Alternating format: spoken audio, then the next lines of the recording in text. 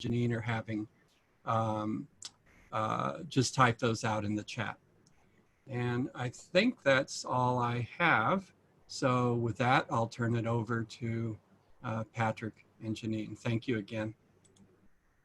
Well, first and foremost, thank you for having us. It is an honor to be a conversationalist, and hopefully, we have something that can contribute to the common good in our work at Antioch. That we, all love the university and try to make this world a little bit better. Um, we're going to talk about our experiences from our lives, our families, our friends, our communities. And so it is not the truth, it's a truth. So we just want to share that. As we go through, we may code switch a little bit. We're going to open up a little bit of the conversation that we have in the community amongst ourselves. We kind of want to really kind of pull the covers back a little bit to share some of what we hear and some of what we say when we're by ourselves that, we need to share. All right. So I'm going to start, then I'm going to kick it over to Janine, and we're going to go back and forth like that. So I'm going to start by talking about myself really briefly.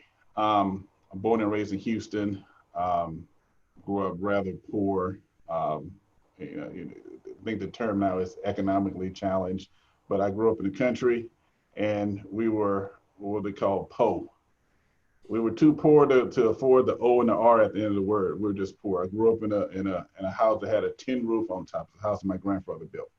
I'm the first in my family to go to be able to go to get a bachelor's degree, going to the master's, going to get a doctorate, and even with that education, I must say I'm probably one of the least smartest people in my family.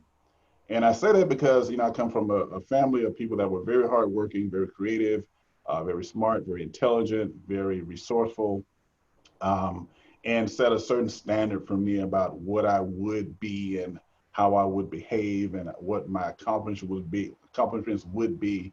They spoke that to me every day.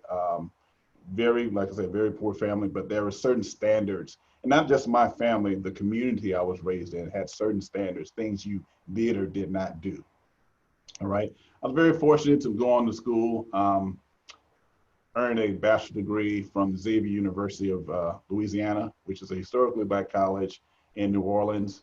And on the first day there, like many institutions, we would go and they have a convocation, and we're sitting in the auditorium. And the president at the time, name was Norman Francis. He said, "Look to your left, look to your right," gave us the whole speech, but it was something different. He said, "Look to your left, look to your right."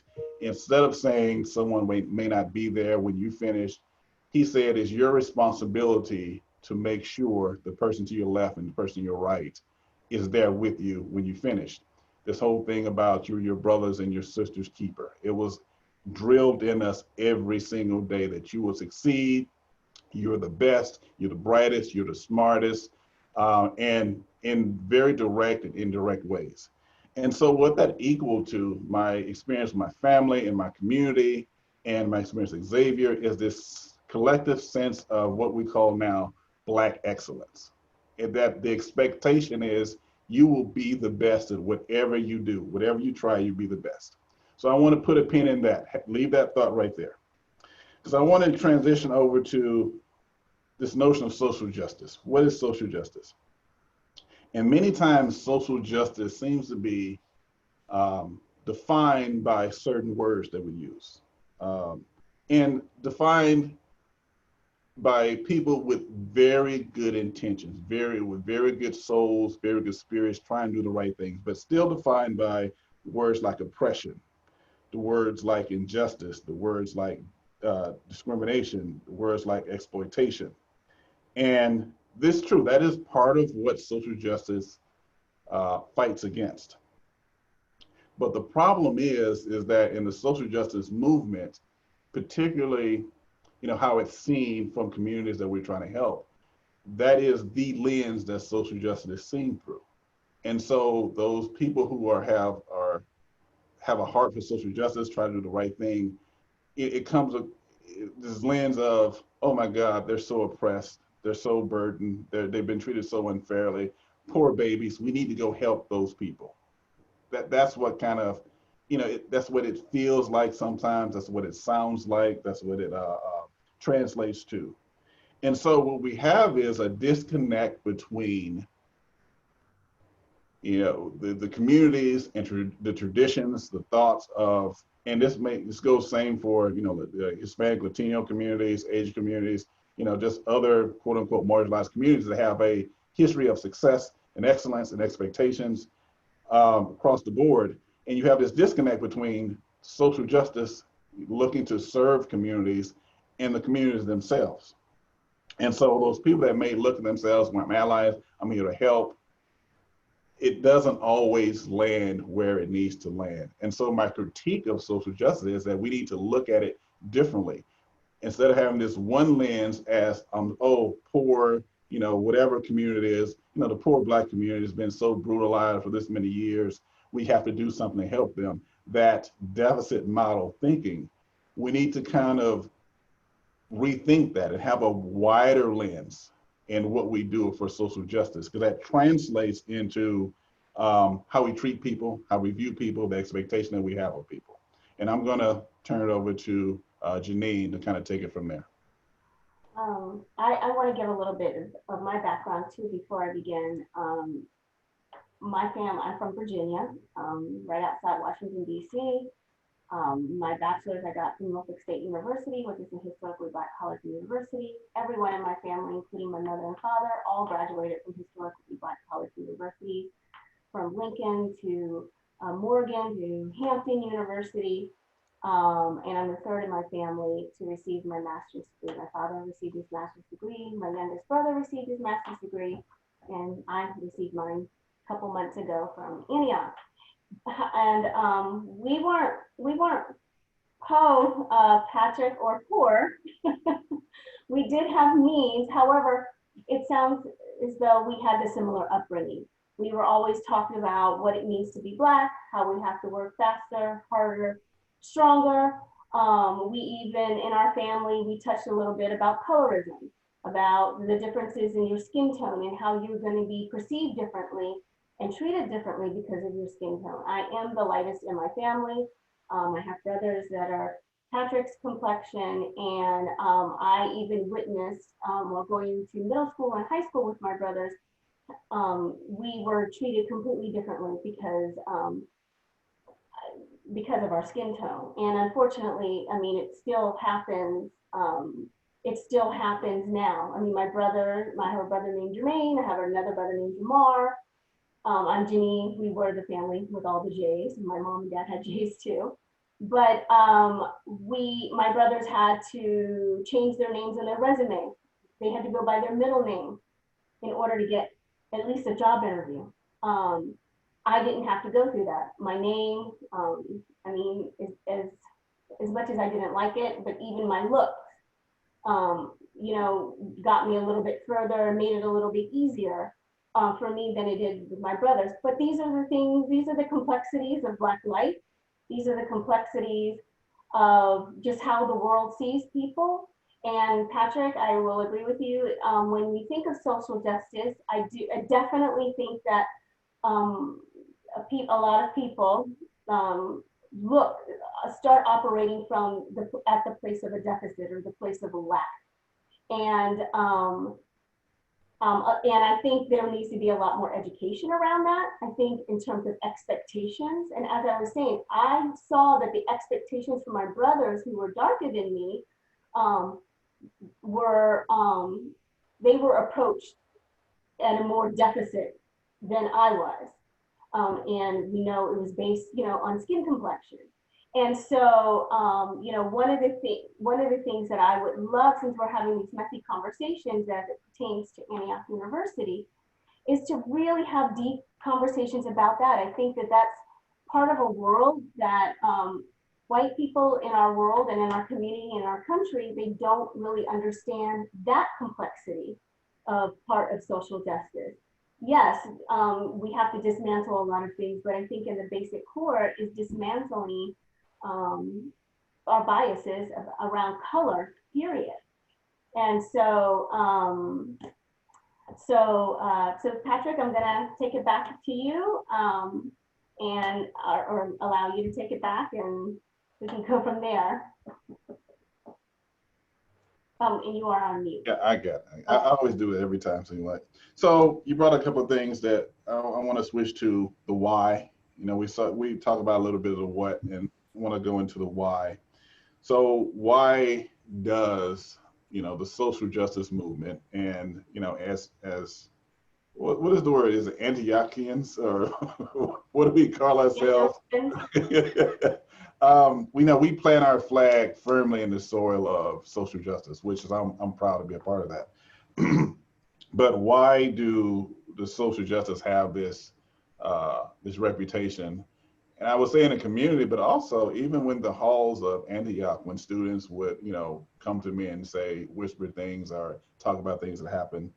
Um, a couple of things from my experience. Number one, I don't think people really know the communities or the people that they're trying to help.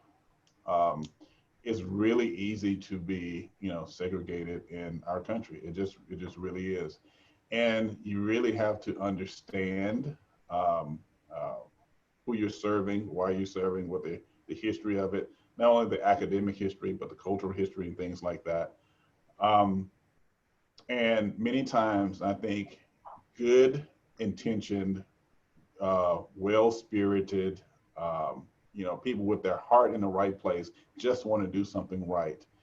It's really easy to just go and jump in. I want to do something to help. They see something wrong, and many of us we just like that. We see something wrong and we move to go help, and you jump in and try to help. And you know, and I've done this sometimes too. I jump in and try to help, and I end up messing up something because there's things I didn't understand. And so we don't know the people that we're trying to help, and we don't take the time to do it. And many times, I will say this in defense of people that try to help, that there's not really a good entree to learning about something. I have some of my friends, you know, that happen to be white, and they call and they can ask me questions. Hey, man, how come y'all be doing this? Man, how come y'all be doing this? Man, I had a student in my class. He said this. Well, what is that about? But we're friends, and we're, you know, not just friends, you know, we're like brothers, so they feel very comfortable. Sometimes it's very frightening because I know I've seen it myself. If someone, one of our Caucasian brothers and sisters, has a genuine question and want to ask something, and they feel like, no, I can't ask that. Somebody's going to jump on me, or you know, you don't know how to phrase the question or something like that. So I would give that, you know, that space too. Many times the images that we know about communities we want to serve come from the same place that generate all the negativity. Some of the things, same things that we fight against, the same streams of information, is where we get our information to go help people. And so I always want us to think about, you know, what assumptions do we have and where am I getting my information from? Because many times it comes from the same sources.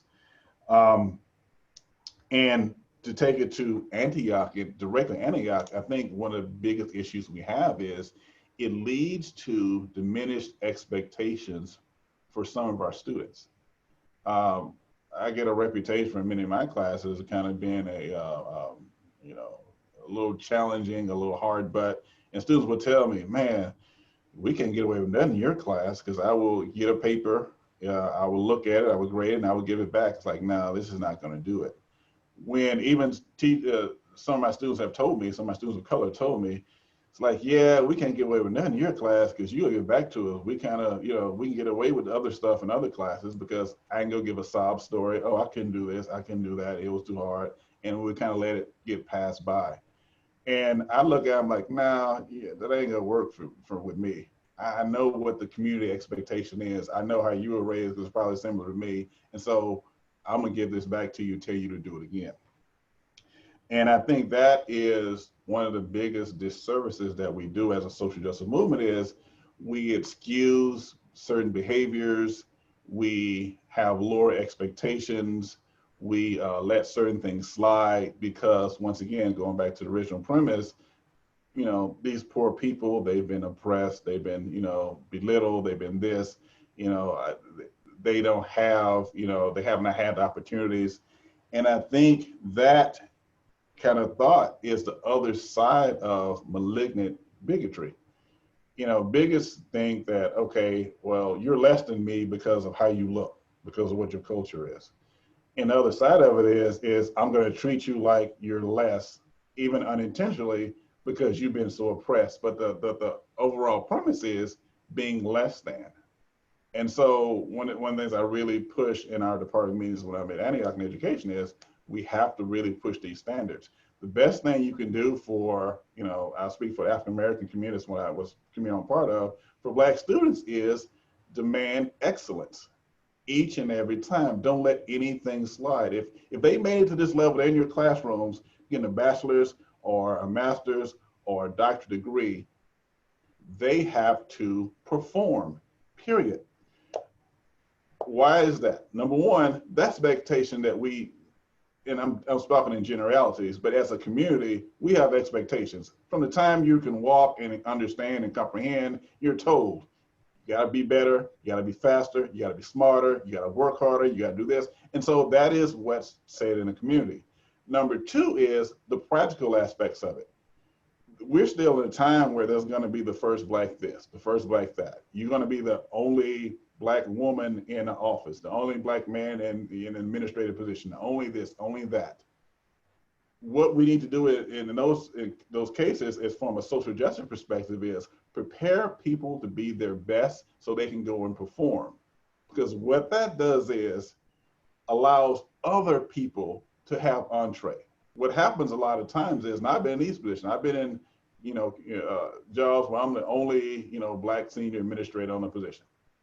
And everybody looks at what I do, how I do it, how I perform, how I dress. So always know I have to be on point. So even on casual days when everybody else dressed down, I wear my suit, I wear my tie, I make sure everything is pressed, my shoes look good, because how I perform will maybe have some weight on if they hire the next African-American man or woman in the door. But so my training, my experience has to be at the level where I can, unfortunately, be a representation, because that's the only way other people will get in there. And that's not fair, and that's not, it's a burden, that's this, is that. But once again, that's one of those things that we just take for granted. Yeah, I got an unfair burden, that's just what we got to do. And so my push for, my fellow faculty at Antioch is set those standards high and don't look at them, these students, from a deficit model. Look at them from the skills and attributes that they have to succeed.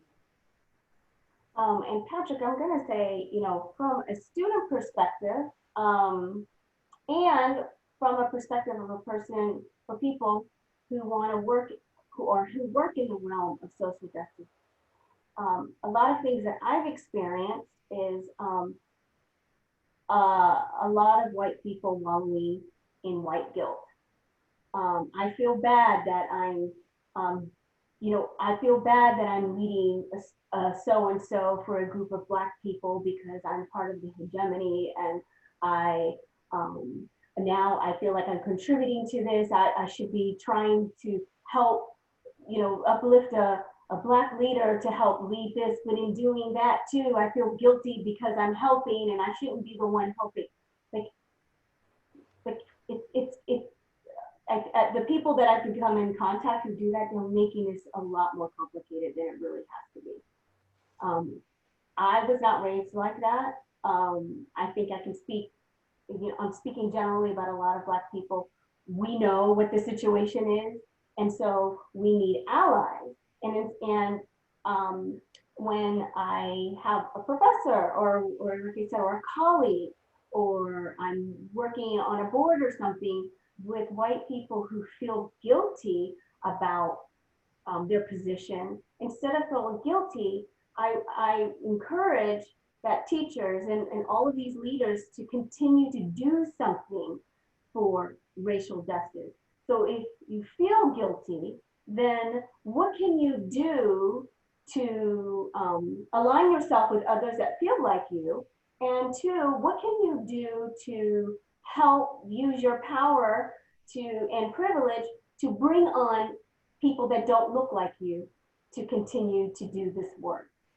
It is uncomfortable for everyone. It is uncomfortable as a receiver, is uncomfortable as a person who gives. It is uncomfortable for people who are watching people trying to swim through this mess and trying to keep their head afloat. We are all uncomfortable. We all make mistakes.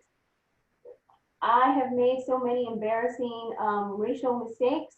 I just suck it up, keep it moving, and hope that I will not make that mistake again. And then go in my own little closet, cry for a second, get myself together, and come back out. And then don't be afraid to just ask for help. But I will say I've had experiences at Antioch where I've had instructors stop in the middle of a class and feel guilty for teaching to a room of students who were of color, mainly Black, and it's a disservice. We don't have time to hear for that. We don't have time to hear about that. Two, I was studying about equity and justice and racial justice, and so that comment kind of contradicts what we're learning at the school. And then what ends up happening is they're the victims that ended up turning, we're the victims, but then they ended up turning themselves into victims, and then we're the ones, and I'm saying Black and people of color are the ones pacifying and trying to make someone else feel better because they feel guilty of their skin complexion.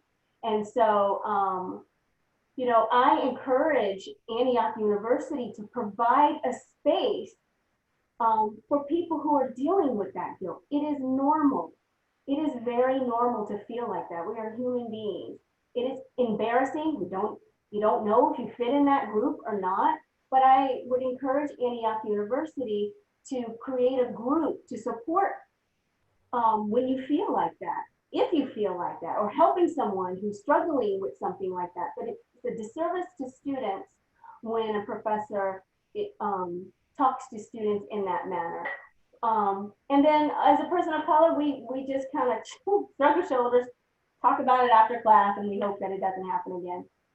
So yeah, so that's my perspective, on helping to do something different for racial justice in the classroom from a student perspective. So I'll just do a quick conclusion for us and we can go into the questions. Just really have, as a community, have a conversation about reframing social justice and what it is and what isn't, and not look at the communities we serve from a deficit model, something we talk about in education all the time, not look at this from at a community as a deficit model, but understand the rich history, people that were immigrated to the country with nothing in their pockets, people that were brought over as property, as slaves, indigenous populations that were displaced and murdered and killed, that hundreds of years later are still here. Communities are thriving. Speaking from African American community, we've created several of the things that are uniquely American. What we call soul food is a uniquely American thing. It's one of the hallmarks of American cuisine, soul food. Music, jazz, rock and roll, the blues, gospel, all those are recognizable aspects of American culture. And so, you look at people that, have been oppressed, but have been able to, even through that oppression, create what we consider treasures. Young men from the age of 14 to 24, young Black men, young Black women, young Puerto Rican men, young Latino men, young Latino women, but young Black men in particular, when they say, this is cool, the entire world says, oh, that's what cool is? That's what we're going to do.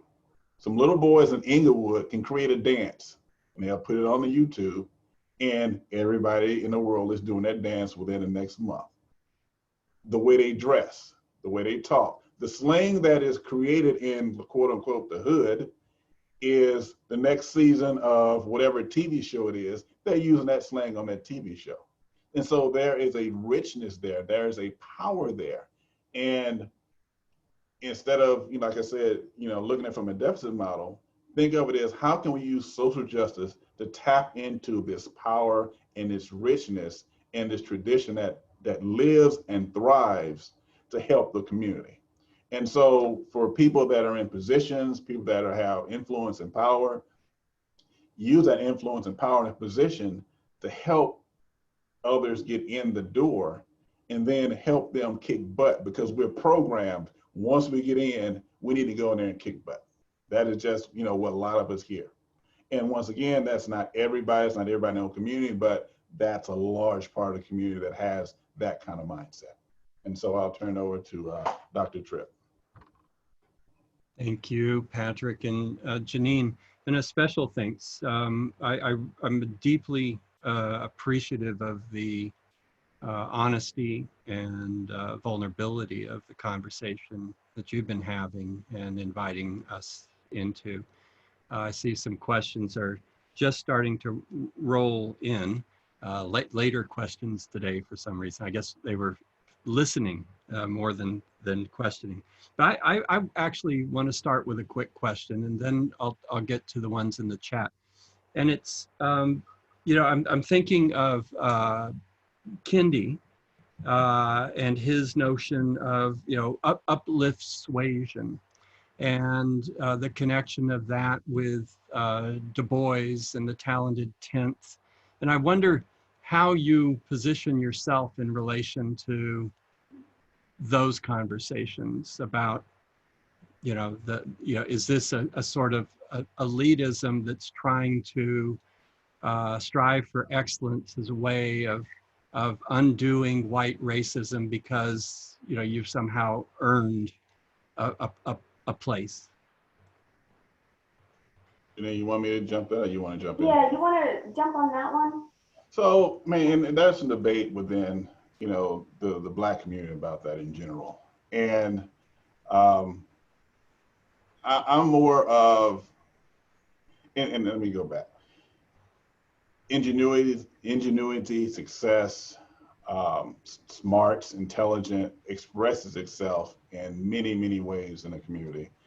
And I believe that some of those people that say, well, it's a talented 10th, is this, is that, only see success through the eyes of the quote unquote American tradition.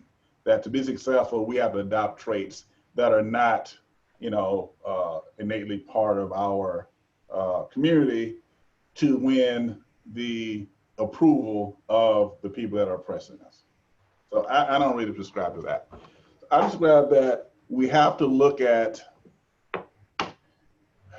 the entire community, even those people who are doing things that that we don't approve of, we don't enjoy, that we don't like. For example, a gang leader. You have a few people that are influencing, 100 other people. So my thing is, how can we take, that kind of, charisma, that kind of poise, that kind of organizational skills in the hood, and flip it upside down and say, how can we take what you can do? You can get all these people to go out and do something. How can I get you? How can I touch you? How can I grab you and influence you to make some kind of change? Because you can influence others. Where the whole talented 10th thing will be like, no, we'll leave them over there and we'll go over here and get these guys that they're acting good because they can be represented. So I'm more of, no, we bring everybody because, and I come from a colorful family. I had uncles that, were, they did what they call numbers running back in the day. And they had a lot of stuff in there. They kept numbers in their head. Who did what? Because not everybody, had their money at the same time. So they would take bets and they would go and write them down once they got home. And they always remembered everything. Well, that's a mathematician. Who can keep that many numbers in their head? So how can we take that and flip it on his head? But getting into the community, figuring out what these kind of skills are and flipping that. That's what I want to see. But that requires to really get into the hood and figure out, what we can do with that. And Patrick, so again, I was not raised in the hood. I was raised in the country. I mean, I was right outside DC, but we're still far enough to be in the sticks. And my family, my mother was from the ghetto of Baltimore, and my dad from the steel mills of Pittsburgh. And even, they were very, very poor, but they were never told that they can't. And they passed that on to us. And no matter what the world said to us, can't was not in our vocabulary, it was not accepted. And so I had a brother that was a professional hunter. I had my brothers were in karate. Both of my brothers are Eagle Scouts. And so when people met Black men, Black boys like that, um, it was offensive for people to look at them as something unique, because that's not unique. And I think that if people would stop looking at Black, what they call now excellence, as unique, then their vision would be open a lot more. So talented 10th, or just being raised up through your community, I just say stop putting the blinders on, and look at the person as a whole, and color is secondary. Right now, I think it was Ta-Nehisi Coates said that if he hopes for the day when Black and white would stop being political, and that's what it is right now. It's very political. It is not unique to see Black people who can swim successfully. It is not unique that the Williams sisters are so good at tennis. My family we were tennis players. We knew a whole Black crew that were tennis players. We're happy that they were given the opportunity to be. They took, and they were given the opportunity. We are happy that people gave them the opportunity. So it is not unique, and I think that people need to take the blinders off on that concept. Thank you. I really appreciate your thoughts on that. I want to turn to Brittany. Brittany has a question about, the difficulties of when you do your best, but maybe you still don't outperform your white counterparts. Brittany, you want to ask your question?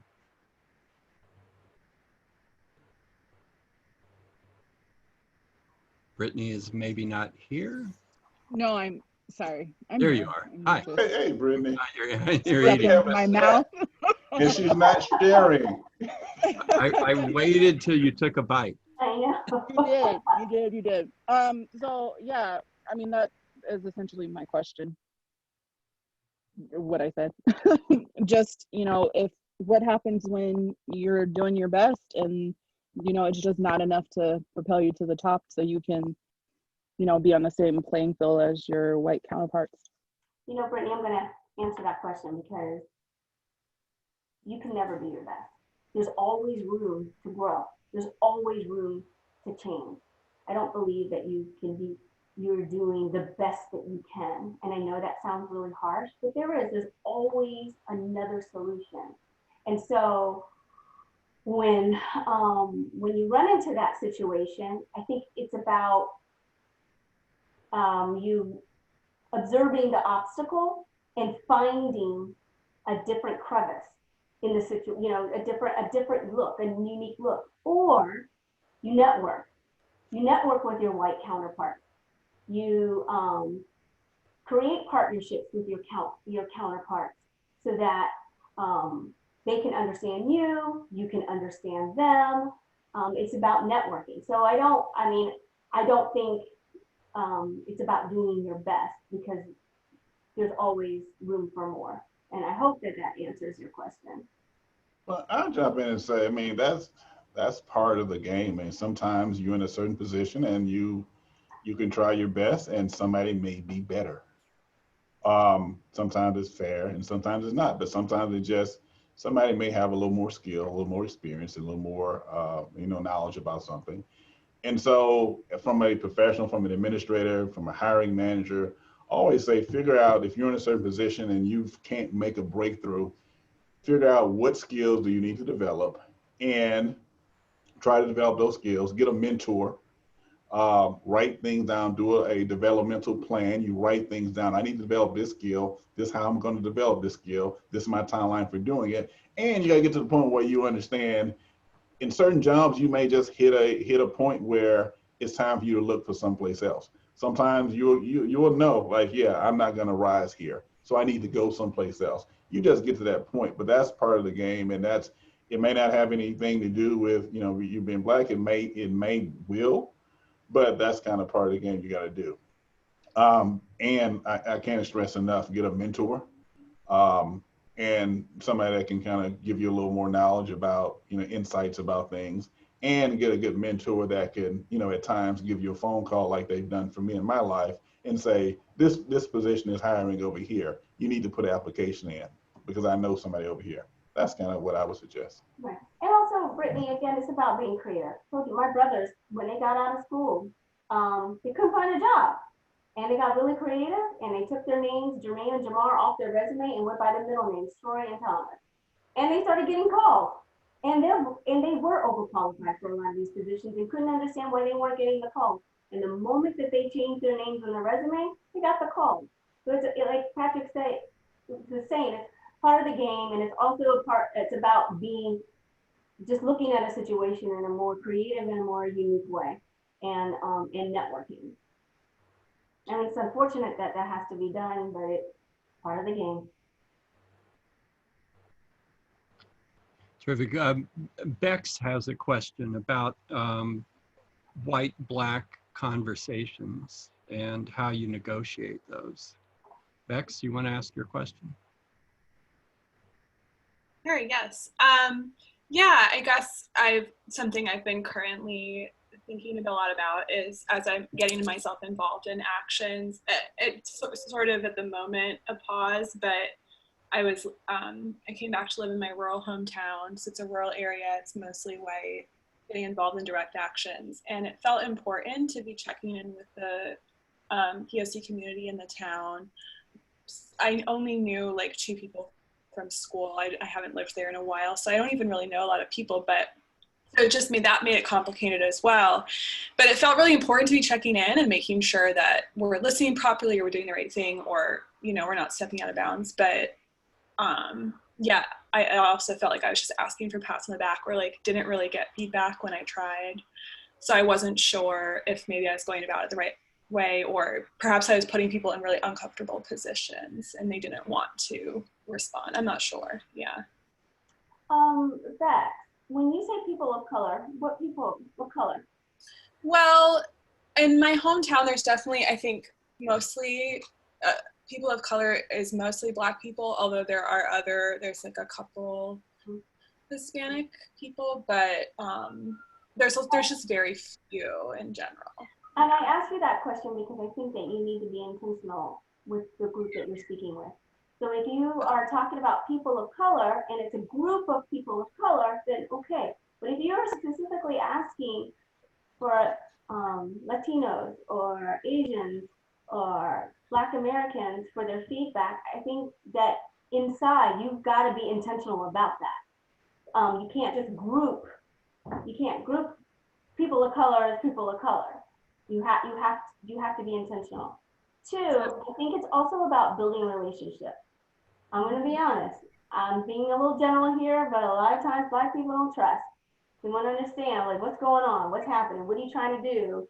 A lot of Black communities don't trust because they think either, or imagine asking a group of undocumented immigrants about, trying to get some feedback, and they're thinking, wait, she's trying to do some data collection. What's happening here? I think it's about building relationships. I have a deep connection with my community in Santa Monica. I live in the only Black community in the city, but within that community, there's a large Ethiopian community, which is completely different than the traditional Black Americans that live here. And there's a large Latino community. I am not Ethiopian, I am not Latino, and I don't claim to be. However, it is very important for me in order to do the work in my community, to build a relationship with them and ask them, just as you, how am I doing? Like, I don't know. I don't want to step on any Ethiopian toes and make some mistakes, or I don't want to say the incorrect word when I'm speaking Spanish because I don't even speak Spanish.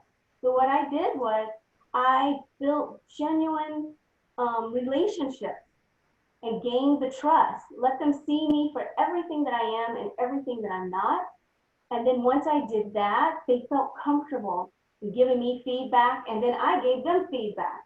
And we built just a genuine relationship. And so that's what my recommendation is for you. It is hard. It is hard because you don't want to come off as that I'm saving the community and I'm looking for a pat on my back. You just have to be vulnerable and willing to make mistakes and build genuine relationships. Thank you. Patrick? So thank you for that, Janeen. And then Stanford has a question along these same lines, a little different, but along the same lines, about what Antioch's going to do around the problems that are sometimes associated with interracial conversation. Stanford? Yeah, thank you. My question was just sort of beyond this programming of messy conversations. It's two parts, actually. It's what initiatives does Antioch plan on taking to alleviate some of that stress that falls on Black students who do work twice as hard for what is oftentimes half as much, because, as I'm sure you know, it's exhausting when you're juggling all the things that that students juggle, but then there's the added stress of just what's happening in the world off campus, or what happens to Black people or people of color, just daily. And then the part two of that question is, how does Antioch plan on holding white student and faculty allies accountable, on campus? It's very easy, and we've talked about this before, but for people to say they're going to do the work, talk about doing the work, post about doing the work, optics, optics, optics, and then do nothing. And I don't think it should fall on Black people to hold non-Black people accountable. And I think that falls on the institution. So, sorry, two questions that are broad but specific. Stanford, I think that is a great question. I can't tell you how frustrated I was when I had to turn in an alternative assignment. So I didn't have to do a report, but I could do a creative project. And I worked really hard. I remember designing games, and I just did a lot of research. And then I come into class, and a lot of my white counterparts didn't put in the same type of work as I did, because we are in a pass-fail system. We don't have grades at Antioch. And it was frustrating to know that I put in 2, 3, 4 times the work. It is being compared to someone that I saw rip out a piece of notebook and write something on it and throw it on the board, and that was their project, and it was compared the same way. That is not fair. I definitely wasn't going to put myself in a position where I was the student writing something down and throwing it up. I hope that, I don't know if there's anybody on here that could answer that Antioch question or something to pose to Antioch University, but there is a lot of stress that is put on Black students. I'm going to say students of color. In addition to that, the work that's being put out, produced, is not equal either, and it's not fair that they are graded equally. Patrick, do you know anything about that? I don't know.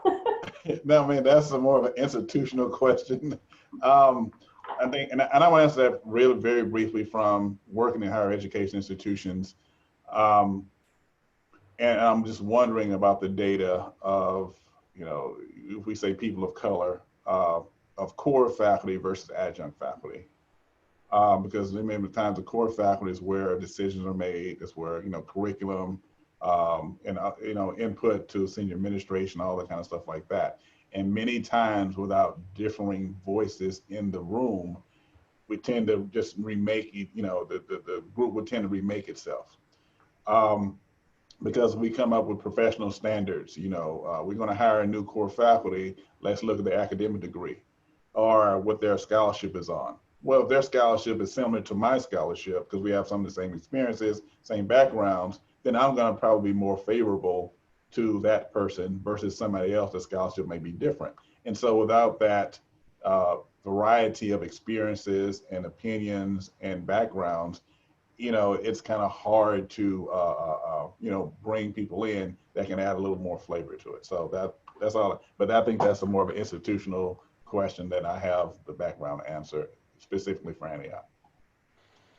Yeah, I agree. I think that it is directed more institutionally. And I think that that's part of the work, Stanford, of the anti-racist task force that was with us last week to look at some of that. But then it also seems to me that that has to be localized on each campus and in each program in important ways.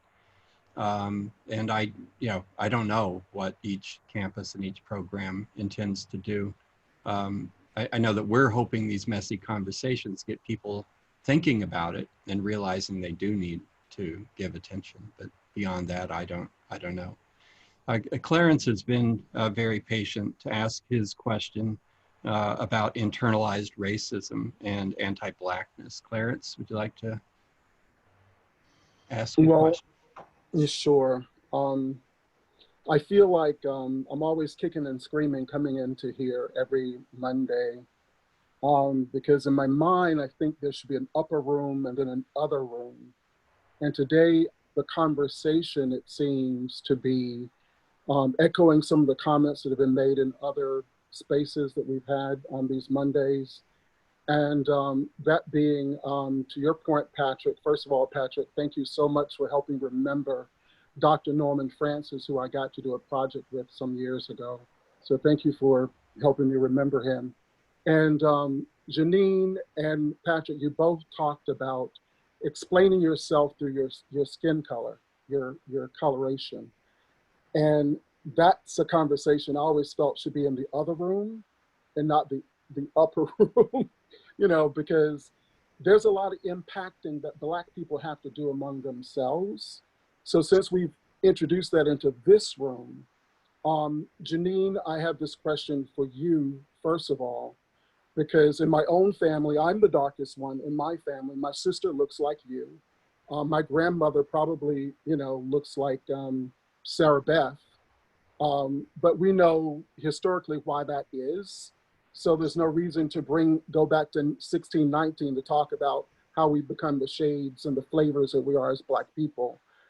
And to your point, Patrick, about standards, when you are a certain culture, and we all three, Janeen, Patrick, and myself, we're all Southern rooted. So in your Southern roots, you are taught you must be twice better to go through the door. And once you go through that door, you have to have a higher level of excellence. But when we look at urban environments, like in Ed Found, we study, Chicago school systems, and you look at around the country historically, there are so many blocks to education that have been working against Black people. So the standards are uneven based on where you are from culturally and your upbringing, and whether the village raised you or whether, it was simply your conscious parents who put all that goodness into you and made you the person you are. So Janeen, my question was simple. Since we're going to talk about internal racism, which is having a certain hue and then having a certain feeling about your own race. So do we feel that internal racism, which is what I label that, do we feel that that connects to anti-Blackness, which is really what I think our moment right now is, not so much the anti-racism, but about the anti-Blackness, because that's kind of what got us here. I know that we all want to say anti-racism simply because of the whole policing and all of the other things that have gone on through this season of time. But I'm just curious, since we've opened that door, I would just like to hear about that in your opinion. Because I grew up in, I can give you two communities in North Carolina where I grew up where that was very much a thing, and it still is a thing in certain spaces. How you look, your coloration, whether they won't even stop to think what ethnicity you might be, but your coloration. So please share. So I agree with you. There's a other room and then there's this upper room. And the reason why I brought that into this space is because I witnessed from white people how my brothers, my family, my mother and I have been treated differently, and which I think is something that needs to be looked at too. So it's not just about what happens in the black homes, the black life, but it happens outside black people, which is hard and completely unfair. And I also lived in the south side of Chicago where I really dealt with that colorism, which was the most bizarre thing I had ever really deeply witnessed before. But I do think that it is about anti-blackness, but I don't think that it is intentional. But I do think it is racism or prejudice against black people, and or like there's some comments I want to make, it I think they're just a little too messy, but okay. So I work with a lot of families at Crossroads School, and I depend on a lot of volunteers. And I do have white people coming up to me, asking me questions about Black people because I seem safer, and that does a disservice to me. I mean, I'm grateful that I'm confident in who I am, but if I had a lot of insecurities, that probably really crushed me. I also don't think it's fair when I'm asked a lot to do to be the spokesperson for Black communities within the city of Santa Monica. And I know it's because I probably look safer. And so that type of thinking, or even if it happens in the classroom, right? People already know how Janeen's going to perform without even knowing who I am, right? And I think what happens there is people don't realize that they're creating even a deeper divide within the Black community. And it's gone on since, like I said, the first moment there was a biracial, the first slave that gave birth to a biracial baby, right? It's happened ever since then, where you've got this caste system within the Black community. And so it's so important that we really take a deep look at that. I mean, this whole racism and prejudice is so multifaceted and so deep and so uncomfortable, and is built around a lot of pain and insecurity that, Clarence, I mean, it's hard. And I'm pretty sure, since you said your family's all over the color spectrum, you know and understand and probably have experienced or witnessed similar situations also. So to answer your question, yeah, I do think that it is connected to anti-Blackness. Again, not intentional, but it just is what it is. Thank you. And the crickets are pricking right now. Just making space to see if there's anything else. I think we can get in one more question before our time expires. This is from Cherie, who's interested in your thoughts about white folks teaching white fragility. Cherie or Cherry, I'm not sure the pronunciation. Sherry. Sherry, thank you. Yes, thank you. Thank you. Yes, and Janeen and Patrick, thank you so much for what you're sharing with all of us. I was asking you your thoughts about those of us who are white teaching about what's called white fragility now, especially since there is so much stirred up by the fact of the teaching. And so I would love to hear your thoughts about us doing that. I think that is, honestly, I think everybody needs an entree point, honestly. And this is not easy stuff for somebody to really look at this and say, I need to really delve into this. It's big and it's scary. And race in American culture is that big boogeyman. And so sometimes people need an entree point where they feel safe to ask certain questions and get to a certain point where they can go and ask other people different kind of questions. And, you know, sometimes people just don't want to sound stupid. Sometimes people just don't want to be embarrassed. Sometimes people don't want to be offensive. So how can I say this? So I believe that everybody has a different entree point. And so it may be that, yeah, it needs to be start there. Some people are really comfortable, and so they don't mind. I'm gonna go ask this African American man, this African American woman, these questions I got because I'm good, But I think it all depends on the person. I don't have an issue with it personally, and I think, like I said, we all need an entree point, and I'm a real big opponent of having putting these artificial barriers up to people trying to gain knowledge and better themselves. I don't think it should start and end there, but I don't want to put up barriers for people. And I'm one of those people, I don't mind you coming up to me and asking me a question. In particular, if I think I can tell you're asking from a genuine place and it sounds awkward and you kind of don't know how to ask the question, I'm good with that. I'm one of those people, I don't mind that. Some people say, look, I'm not here to teach you, but I don't mind that. So I'm all for giving people an entree point. If you teaching that will open up the conversation to get people ready to go to that next level, I'm good with that. Patrick, I agree with you. I agree with that too. We actually had Robert D'Angelo come speak at Crossroads School. It was a free program that was open to our whole community. And,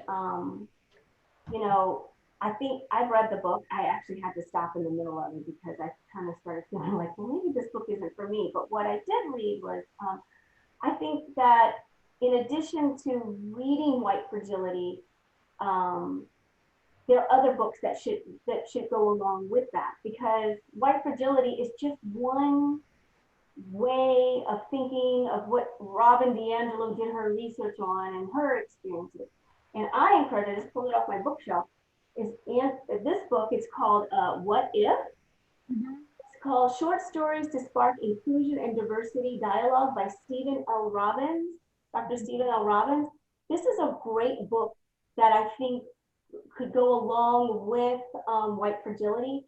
And then also, if you don't know, if you're afraid to ask Black people questions, because one of the things Robin DiAngelo did say, when you go through this, don't go find that one Black person and like at a pet store and pick us and be like, that's going to be my go-to. This book by Dr. Joy DeGree, The Post-Traumatic Slave Syndrome, is a great book to explain, at least help explain why Black people do what they do. She talks about slavery and the trauma that has been passed on generation and generation and generation, and the struggle that we go through from school to our jobs to our everyday lives. I think that in addition to White Fragility, you should have an opposite. And I think Post-Traumatic Slave Syndrome is amazing. And What If is really good. This is good for every person of every background, of every structure. So I say, like you said, Patrick, I say continue to learn, but don't let it just be White Fragility. Let it be other books also. Exactly. Thank you both. Yes, and I want to acknowledge that we have hit an hour, so the formal part of Messy Conversations has come to an end. An informal tradition that's been taking shape is people have been hanging out for another 20, 30 minutes. So if anyone wants to hang out, I forgot to ask Patrick and Janeen if you're able to hang out a little bit longer. I'm hanging out. Yeah, I can hang out for a couple more minutes. Okay. Be sure and come back next Monday for the 5th installment of Messy Conversations. And be engaged in the conversation. Often it's the same people asking questions, which we're very grateful for. A lot of you have been here for 3/4 of these sessions, and we haven't heard from you. So we want to expand the conversation as much as we can. But I also want to just thank everybody for showing up. This is hard, and encourage you to bring your friends that you know should be showing up. because I feel like sometimes when we get in these types of forums, we're speaking to the choir. We're speaking to the people who want to make a difference, who want to try to change. And I think that we should, just try to bring, bring a friend into the conversation too, to help them transform and make a change.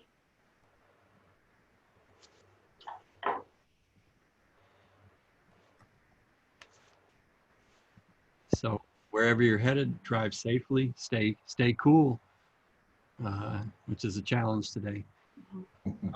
There was one or two question kind of comment things that we didn't get to.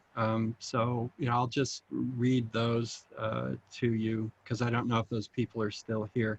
So, someone who goes by the name Hello was asking about, and this has come up before in the messy conversations, but about, whites acting out of moral obligation versus some sense of charity. And do you have any thoughts about that difference? I interpret the question to be about, the old thing about justice. Do you respond out of justice or do you respond out of love? And then I think about Cornell West saying, justice is love in public. Yeah. Mm-hmm. I think it's that kind of a question. And I was just what I was going to say. And to me, it's not justice or charity. It's you act out of love for another person, another brother, another sister. And I think that leads you, because I think as human beings, we all pick up on that. I mean, you can tell when someone comes at you genuine, and you can feel it, you can see it. Even and in those times, I tell people all the time, even if you make a mistake, people can tell there's love there. People will help you up when you stumble. People will excuse you. They will tell you, don't do that next time around other folks, but come on.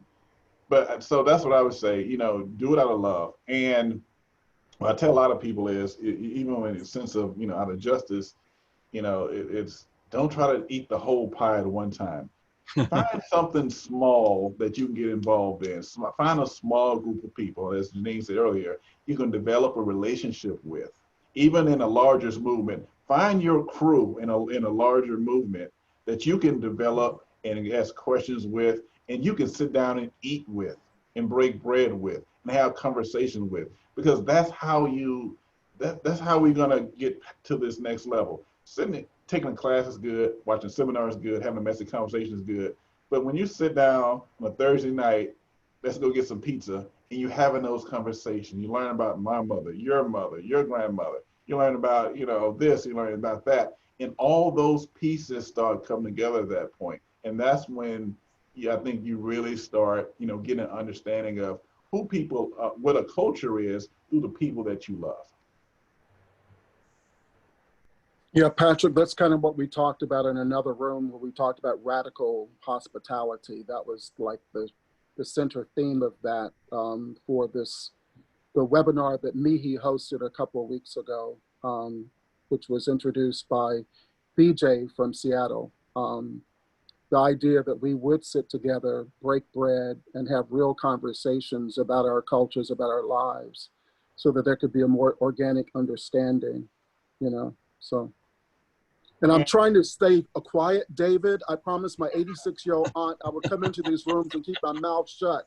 Dr. Gills is doing a great job of that, and I was hoping she would just come out and tell us about Du Bois and the Talented Tenth. And, I didn't want to insert myself and say, well, I think it was a strategy that Du Bois had, in terms of trying to move us forward in some kind of meaningful way to integrate us into society. But Dr. Gills is really the authority on Du Bois. So I was hoping she would jump in there when you brought that up. I would say one idea. I did my doctorate work at UCLA, and one of the things when I was still living in LA that I always participated in, they have something called Dinner with 12 Strangers. And so a graduate would sign up, and it'd be 12 random students that would also sign up, and they would get selected, and you would either take them out to dinner or host them at your home. And the students didn't know each other, you didn't know the students, and they just showed up.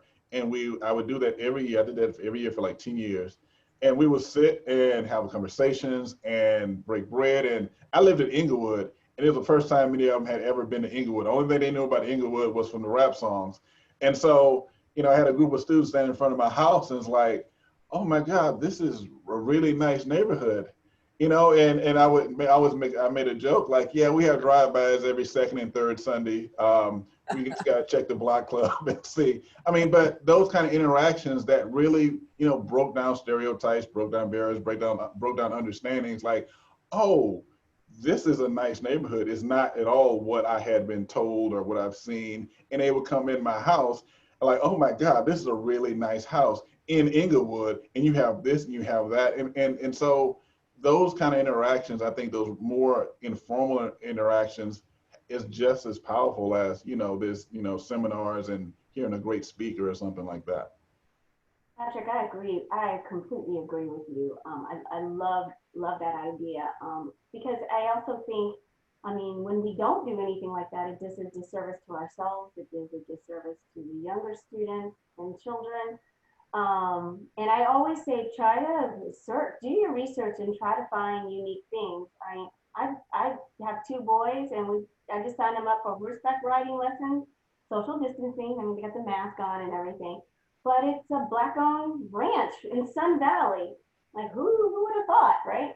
You know, just the same as when people found out about the Compton Cowboys. Black people knew about the Compton Cowboys for a really, really long time. But, you know, we got in LA, we got one in the north and one in the south. And so, I mean, it's just about Google something strange, like, you know, Indian, Ethiopian food, see what happens. And you're like, oh my gosh, okay, that's where I'm going today. So I love that idea about breaking bread with strangers. I need to do that. That's pretty cool. Well, you know, it's kind of like going on vacation. Like when I've traveled outside of the country, for me, the most fulfilling moment is when a native person invites you into their home for a cup of tea or for, you know, a bowl of soup. To me, that's everything. To me, is learning something new through the people themselves. So, yeah. And it is so authentic at that point. You know, when you, like you said, you travel, you eat, you sit down and eat what they eat how they eat. It becomes authentic. It's not this, you know, this experiment. I'm going to learn this. No, you sit down and it just comes, and you open yourself up and you connect. At the bottom of this is just going back to relationships. As human beings, we develop and we connect with each other through relationships. It all comes back to relationships. Yeah, I tried to make chitlins in Dr. Gill's class, and she kicked me out. There's a story that goes along with that, so. I think I would kick you out too. Yes, very sweet. I love this conversation, and it makes me think of what I sometimes call bumptious sociality, and the, you know, this uncontrolled bumping up against one another, and how that expands our horizons of moral imagination. And that always connects me to an old line by Graham Greene, the British novelist, who said, you know, hate is a failure of imagination. And you know, how you get past hate is maybe in part through bumptious sociality, and where you expand your horizons. Yeah.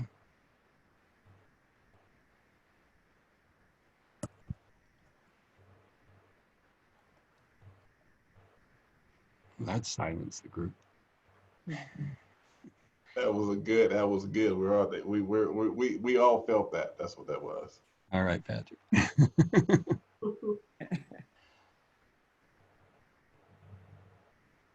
Yeah, there was another comment, I think it was, about from, I got to scroll back here, excuse me, from Sandra Kinney. I don't know if Sandra's still here. Yes, I'm still here. Do you want to? Thank you, Patrick and Janeen. That was great. I love how honest and just very direct you were in your comments and sharing. It's very, very good.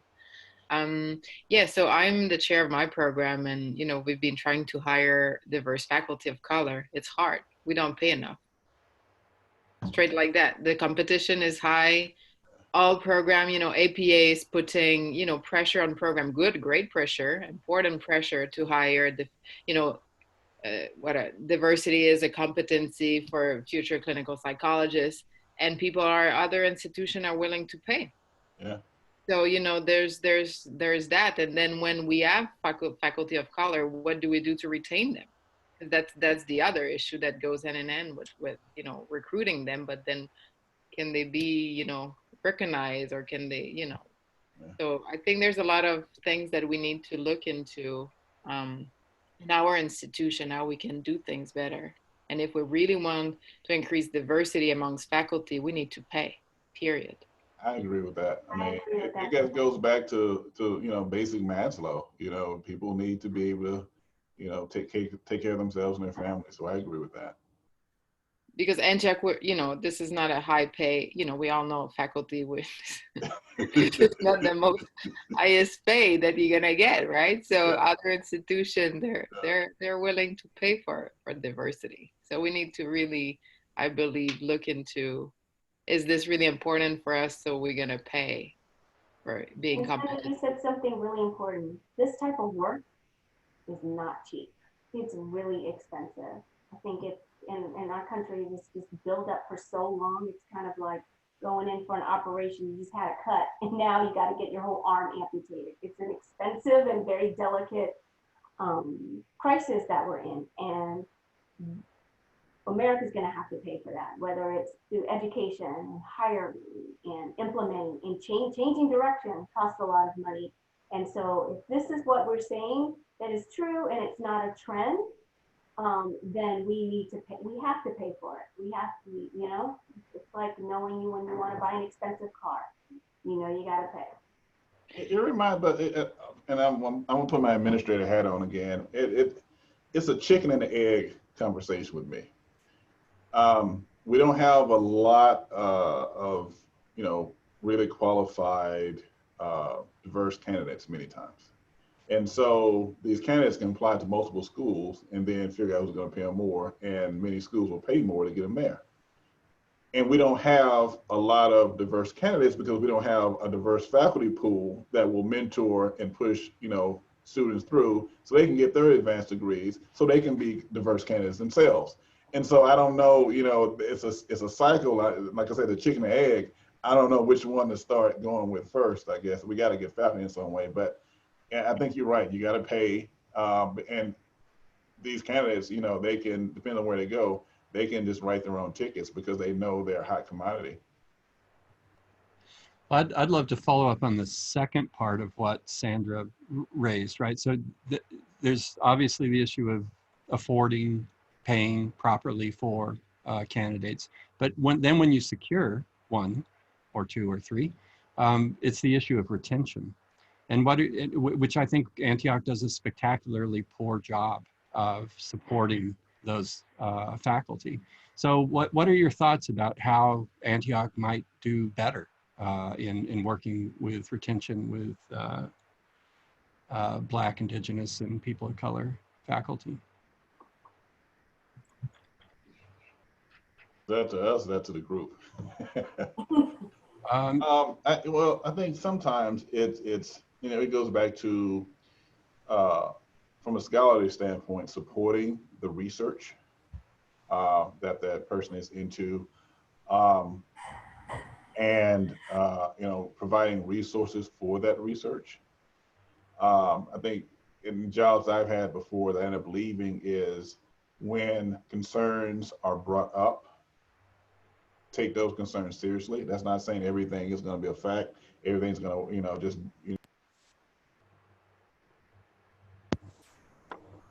I think we lost Patrick. Yeah. We got knocked out. Maybe he had a power outage. There he is. Oh, there he is. I'm sorry, my little thing acted out. And so taking those concerns seriously and not just kind of brushing them through the under the rug. And number three, and we keep going back to this, in jobs I've left before when I was the only there, feeling isolated and I had no one to turn to, no one to trust. You know, when everybody's going out to lunch or something like that, you know, I was over here, and, you know, those not having those relationships, and, you know, people being kind of a little standoffish, and developing those relationships and really integrating people into the community. It's hard to leave a community, once again, that you feel that you have input in, that you love, that you're a part of, you're connected to. Many times we don't feel connected because of one thing or another. So making sure that person is somehow connected, that's $1 million question. But those are the only things off the top of my head, I would say, from what I've seen in my professional experience. And Sandra, do you have ideas around this, or Janine, either one? I mean, I'm just gonna piggyback on what Patrick is saying. You know, unfortunately, Black people are usually the only one. Actually, this where I'm working now is the first time where I'm not the only one. It was the most shocking thing and experience I've ever had. It was a culture shock. I just couldn't understand what was happening. I'd never seen so many Black people before. And I've been to conferences where there are other private schools where I met this one woman. She was the only Black person at this private school. She was the nurse, and she was the go-to for everything. Someone's having issues at their home, they'd send the Black student to the nurse. And I think that goes back to support, recognizing that just because a Black person or a Hispanic person or an Asian person is the only one does not mean they're the catch-all. So it's about creating an atmosphere of recognizing the person that you hire for their talents, and not, it's because of their talents and not because of their skin color or their ethnic or cultural background. And I would echo that. I heard that from my colleague from different institution. You know, they're the person to go to for everything, or if there's a talk about something that touch a little bit about diversity, you know, that's them. Student, you know, and they're burnt out. They're tired. This is very tough work. And plus, you know, this is usually part, not, you know, add to your workload. This is not part of your job description usually. So I think we need to be very aware of what we are asking and how we are supporting our faculty of color, for sure. Right, and But Sandra, you know, also, Sandra, it's kind of what they're not the expert in that either. Like, the nurse should not be talking to what's going on at home. You know, that's not her background. She's in nursing. So it is definitely a stress, and it makes the person feel singled out and feeling like they were hired because of their color and not because of their talents. But, you know, as a student, you know, I mean, they charge us 2 legs, 5 arms, and 3 elbows, you know, to get through Antioch. I didn't know you guys weren't getting equitable pay. That's disturbing in a sense. But, you know, there's a bigger picture here, and it's not just the institution of an educational corporation. A couple months ago, when everything started behind the George Floyd thing and people were asking, what can we do better? And I caught an interview with Ursula Burns, who was a former CEO of Xerox. I believe maybe it was on CNN or MSNBC, I can't remember now, but the one thing she talked about was every institution, you know, it has to start at the top. The Board of Trustees should have a couple of seats at the table for people who are not just white men. And then you look at creating a workforce, which would in our case be a faculty. You know, you should have some Black and brown faces in administration. And you go below that, you have professors. And yes, there should be Black and brown, you know, professors there. But to Patrick's point, as she pointed out, there is not a welcoming ship in that space. You know, starting at the top, they don't make these people feel welcome enough to want to hang around. They don't provide mentorship to them to want to hang around. You get to the middle management division, as she pointed out, and you don't have people who are being encouraged or even, you know, taken out to lunch, like Patrick gave the example. None of that happens. So therefore, it's not a climate or environment that people want to feel like they can thrive in. So that, yes, they disconnect and they leave. So that retention thing can't happen unless it's created from the top, and it gets to permeate throughout every level and every division to keep everyone, you know, thriving. Parents, I want to add to that too. And, yes, making sure that you have, a diverse board, but in addition to that, the people that are not of color on those boards have to be willing to take the time and put in the work too. We used to have an assistant head of school who was white. He was so deep in the work around equity, justice, and racism that he made every person of color feel as though there was no difference between the two of them. There was no difference between me and Elaine. You know who I'm talking about. I absolutely do. And when he left, everyone was saddened. Everybody, because he was a perfect example of a person who was willing to be vulnerable, put in the work, the time, make mistakes, own up to his mistakes, and included everyone from every background, from economic, whatever, into a space. And it is important that we have leaders that are willing to move into the same type of space that this gentleman was in. Let me just add that, as someone who's been teaching Antioch for a number of years, I think that, for white institutions, it starts at the top and then it really needs to go to every level. But institutions have to prioritize. They have to decide what's important. Now, maybe we're seeing more of that now at many institutions of higher learning, white institutions of higher learning. And I'm hoping that the steps that Antioch is taking at this juncture with this, the task force, the Faculty of Color Coalition, and these messy conversations where we can hear student voices and we can hear on the level of the faculty, because we certainly have a long way to go in terms of African-American faculty. And at one point we did on a local level, Los Angeles, we did have an effort, an initiative to bring on for the board of directors, at least one African-American male, and I believe there was already a female, but then everything changed. It was a systemic change for whatever reasons, and we lost that. We lost, not only did we lose a couple of good individuals, I think we lost favor in the African-American community for that move. So I think that it's a matter of prioritizing what is important and making sure that it's just not some more talking that's going on. And what Janeen was saying, Crossroads is a perfect example. Both of my sons are graduates of Crossroads, and I know what it means to have the type of leadership at the top that does more than the talking, making it happen.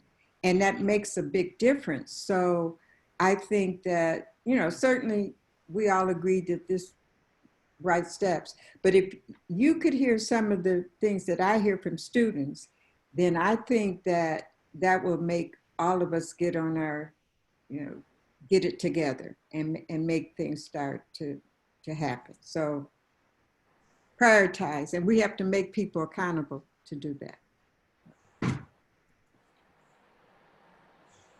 I just want to quickly point out to Janeen and Patrick before you guys disappear, there's a whole lot of love for both of you in the chats.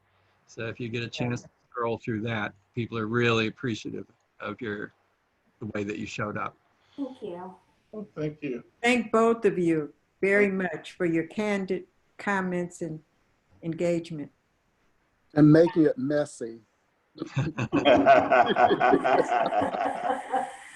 Because I felt really messy today, unlike I felt any of the other Mondays. So I guess I need a little shaking up too. And I want to say, Janeen, that is an excellent book, Dr. DeGroo's book. Yes. Yeah, I mean, it's quite relevant. It's always in my bibliography. And at our library, Lisa and I have talked about having her as a speaker. So there's been conversation about that. Wow. Once we And because I know somebody, yeah, Kirsten, I do know somebody. We're hoping that at some point that we can make that happen and get a nice little discount. Sounds good. But I think her book is relevant to the discussions. I think this has come up before, I guess, in terms of anti-Blackness and understanding.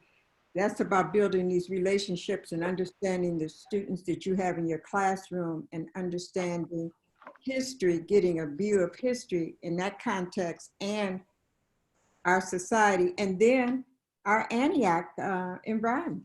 So there's definitely the intersections there. Yeah, I think one of my last comments, I guess, today would be that I hope people don't underestimate how much work this is going to be.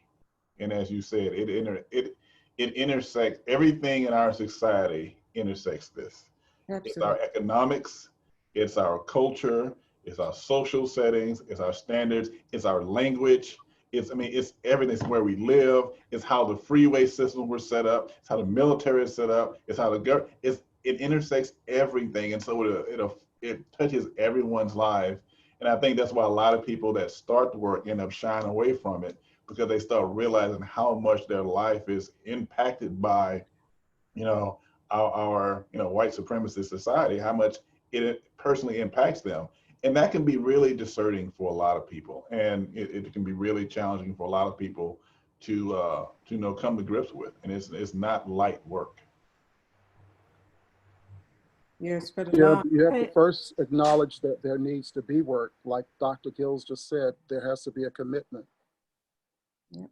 I think also, part of the struggle in classes is that everybody's in their own place, and we don't have a standard of training or learning about these issues that we can hold students to. And so you're pulling certain students along, and then other students are bored and frustrated and also hurt by things that are being said. And so I'm really grateful for you both to be here. And I especially heard what you said, Janeen, about the nurse. This person has so much extra responsibility added to their role and liability, frankly. And then if they figure out what to do, or they deal with it on their own, and then nobody knows about it. And if people know about it, they might make white decisions about it instead of actually respecting the relationship that's built. And so there's so much complexity to these issues. And I appreciate you bringing them up so much. Because I think if we reverse it, let's say that it was a predominantly Black school, and there was one white teacher and maybe a sprinkle of white students. The Black teachers wouldn't send, if the student had a white problem, they wouldn't send it to this teacher. They would just handle it. And so they just take care of it, or find the resources, or do whatever it takes. And so when it's flipped on a person of a certain background, ethnicity, or color, it's always like, oh, I don't know, it's that the go-to person, right? And so that's part of when Patrick was talking, or maybe I was, one of us was saying, talking about the added pressure, or it was a comment, someone's talking about the added pressure, how do you alleviate some of the added pressure to students who, I think it was Stanford, he said, to students who have to have all this extra stuff that's piled on them. This is some of it. Just alleviating something like that would help tremendously, Yeah, I agree. I agree. Thank you so much.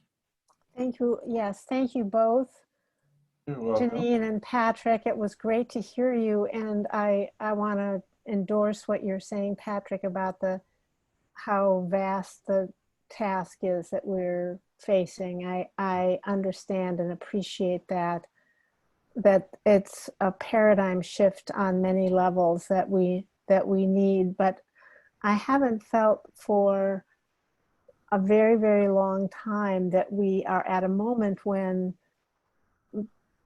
that paradigm shift need is recognized by more than just the Black, Indigenous, and people of color. That's a much wider awareness of the need for this paradigm shift today, and that's in part why I wanted to get these messy conversations off the ground and engage us all in hearing different voices and listening to each other. That's mostly what I've been doing, is listening.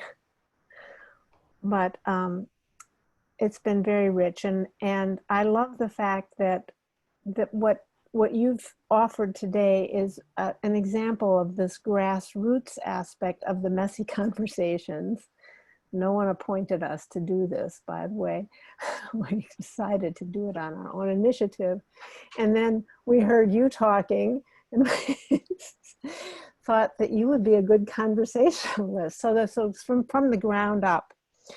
And this is how I'm comfortable, most comfortable working. And I also feel that that's where the greatest energy comes from, is when it's emerging, as this whole social movement is coming from the ground up.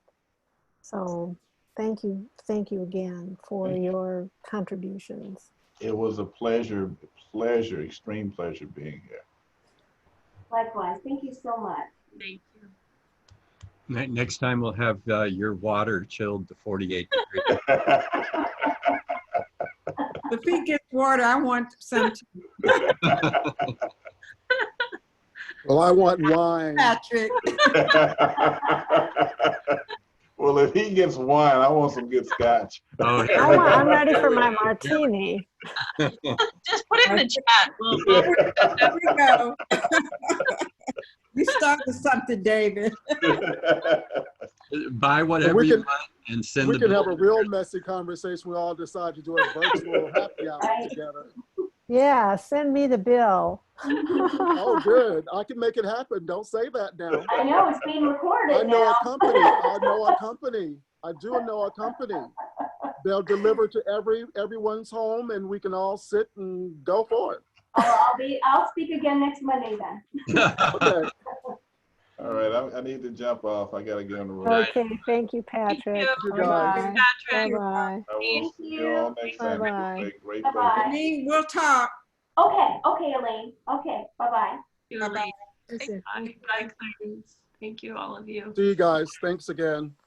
Thank you. Thank you. See you all. Bye, Elaine. See you later, Elaine. So good to see you again. Same See you here. next week. See you next week. Oh, yes, of course. Always. All right. Thank you for your support. Right? Okay. Okay, well, Very, very good. Very impressive. another rousing